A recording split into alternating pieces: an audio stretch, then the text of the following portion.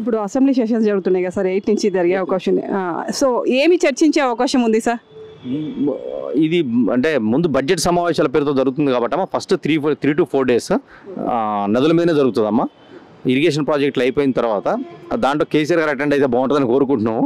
Attend కావాలి, attend అయితేనే కదా ముఖం మీద పేపర్లు కొట్టి చూపించేది. ఆ బతికింది బయటపడాలి కదా. అయ్యో మనం ఇన్వైట్ చేయాలా? శత్రువుని చంపితే అయింది, శత్రువుని ఓడించాలా, చంపకూడదు. ఎప్పుడు సిద్ధాంతం వేరే, జనరేషన్ మారిందమ్మా.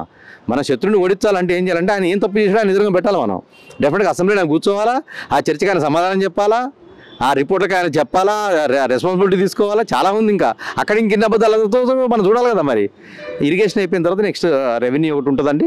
మిగతా విషయాల మీద మన విజిలెన్స్ రిపోర్ట్స్ మీద కూడా డిస్కషన్స్ ఉన్నాయి, అవన్నీ చేస్తారు. కొత్త పాలసీలకు సంబంధించి కూడా కొత్త డిస్కషన్స్ ఉన్నాయి. అట్లనే ఈ అమరవీరులకు సంబంధించేసి ఏదైతే తెలంగాణ ఉద్యమకారులు ఎవరైతే ఉన్నారో వాళ్ళకి 250 గజాల స్థలాన్ని విషయం కూడా ఒక నిర్ణయం తీసుకునే అవకాశం ఉంటుంది. ఈ జర్నలిస్టులకు సంబంధించి కూడా కొంచెం నిర్ణయాలు చర్చకు వచ్చే అవకాశం ఉంది. డెఫినెట్గా అన్నీ కొలిక్కి వస్తాయి. వాళ్ళు ఎక్సర్సైజ్ చేస్తున్నారు దానికి.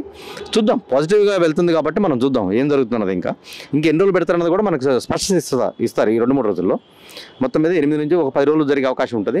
10 రోజులు కూడా చాలా బాగా జరిగే అవకాశం ఉంది. వీళ్ళ అరుపులు వీళ్ళే ఉంటాయి, గాన్ ట్రిపుల్, ఓన్ ట్రిపుల్ అన్నీ ఉంటాయి. బట్ మనం డాక్యుమెంట్లు బయట పెడతాం కాబట్టి ముఖం ఎక్కడ పెట్టుకుంటారో చూడాలి. ఇక ఇప్పుడు 2 హామీలు కాక మళ్ళీ 2 హామీలు అమలు చేస్తామంటున్నారు. ఎప్పటి నుంచి సార్ అవి? డెఫినెట్గా ఇప్పుడు నిన్ననే సోనియా గాంధీ గారిని కలిశారు కాబట్టి వాళ్ళు 1 by 1 అంటే ఏదైనా ఏమవుతుందంటే అమ్మ, మిగులు బడ్జెట్ ఉన్న రాష్ట్రాన్ని మనం ఇంప్లిమెంట్ చేయడం ఈజీ, ఏదైనా మొదలు పెట్టడం. మంది ఆల్రెడీ 7.5 లక్షల కోట్ల లోడ్ బడ్జెట్లో మనం ఉన్నాం ఇప్పుడు ఆల్రెడీ.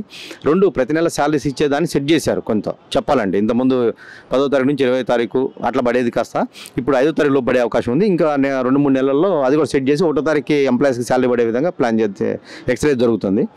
ఇట్లా కొన్ని ఉన్నాయి సెట్ చేసి. మిగతా ఏదైతే చెప్తున్నారో డెఫినెట్గా పార్లమెంట్ ఎన్నికల ముందే, ఎన్నికల నోటిఫికేషన్ రావడం కంటే ముందే మిగతా 2 కూడా ఇంప్లిమెంట్ చేయడానికి ముందు తలుపులు తెరుస్తారు. ఎందుకంటే ఇప్పుడు ప్రజలు ఇచ్చినటువంటి బాధలు ఏదైతే ఉన్నాయో, అప్లికేషన్లు, దరఖాస్తులు ఉన్నాయో, ధరణి అన్నీ ఇవన్నీ కూడా చాలా లోపాలు ఉన్నాయి. అవన్నీ సెట్ చేసుకుంటూ రావాలి కదా. అన్నీ ఒకటేసారి చేయలేము. ఎందుకంటే మన దగ్గర ప్రతి మనిషికి ఒక ఉద్యోగం ఉండడు కదా.